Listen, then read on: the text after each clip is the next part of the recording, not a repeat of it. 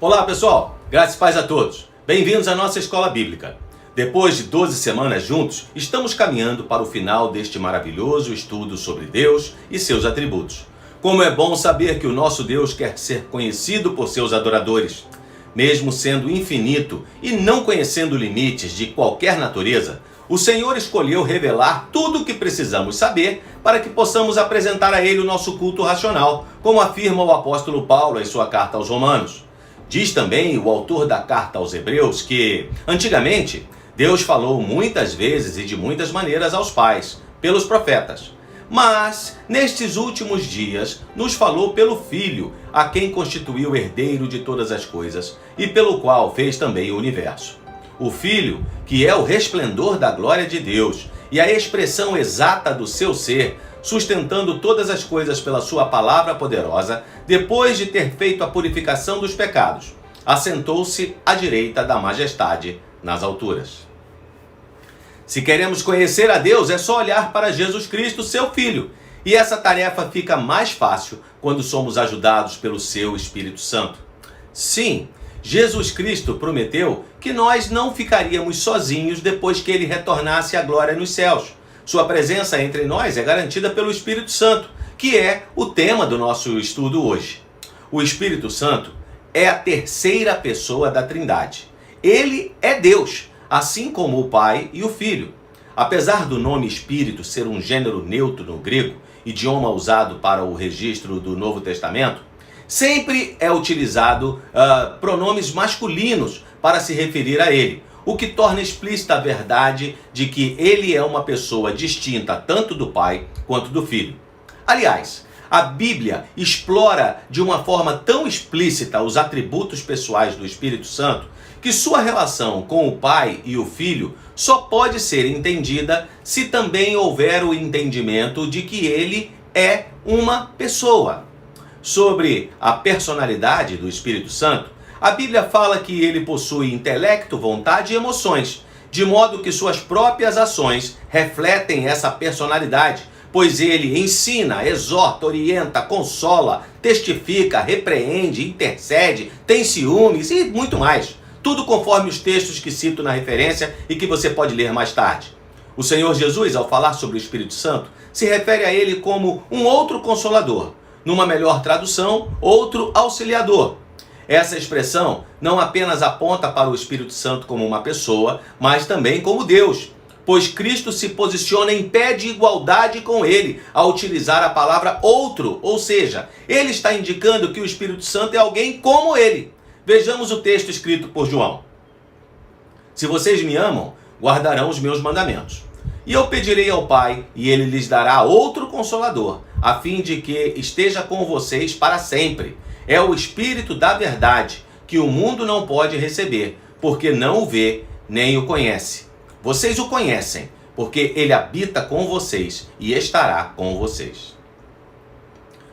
Importante citar também que são atribuídos ao Espírito Santo particularidades que só pertencem a Deus, como onipresença, onisciência, onipotência e soberania, glória, eternidade e a própria santidade. Assim fica evidente que a Bíblia revela o Deus triuno nas pessoas do Pai, do Filho e do Espírito. O Filho é gerado eternamente do Pai e o Espírito procede eternamente do Pai e do Filho.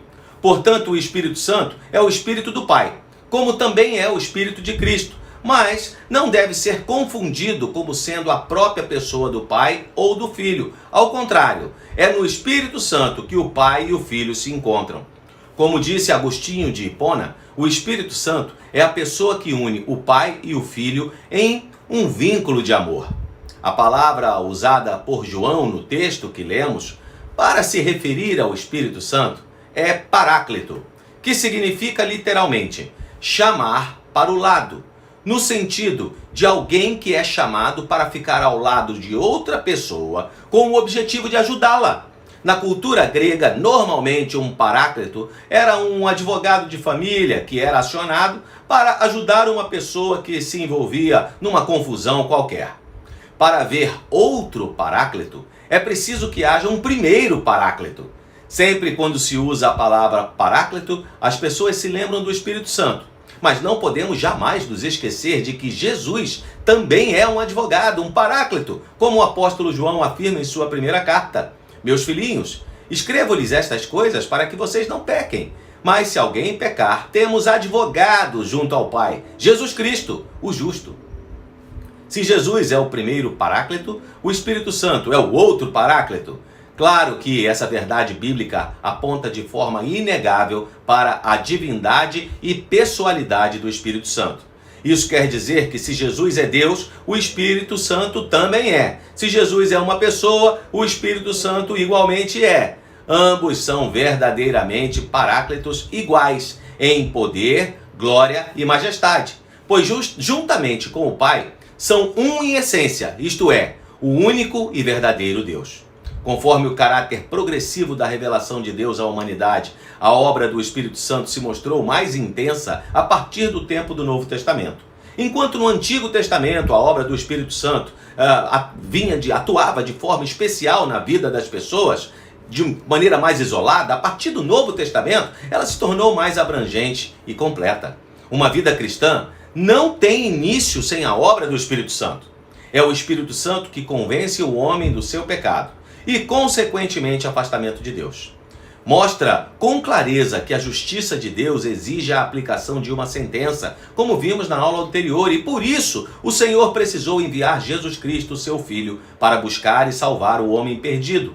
E por fim fala do juízo, afiançando que nenhuma condenação há para os que estão em Cristo Jesus, porque a conta já foi paga. Assim Jesus nos ensina. Quando ele vier, convencerá o mundo do pecado, da justiça e do juízo. Do pecado, porque eles não creem em mim. Da justiça, porque eu vou para o Pai, e vocês não me verão mais. Do juízo, porque o príncipe deste mundo já está julgado. Convencido pelo Espírito Santo, o homem pecador experimenta arrependimento e graça.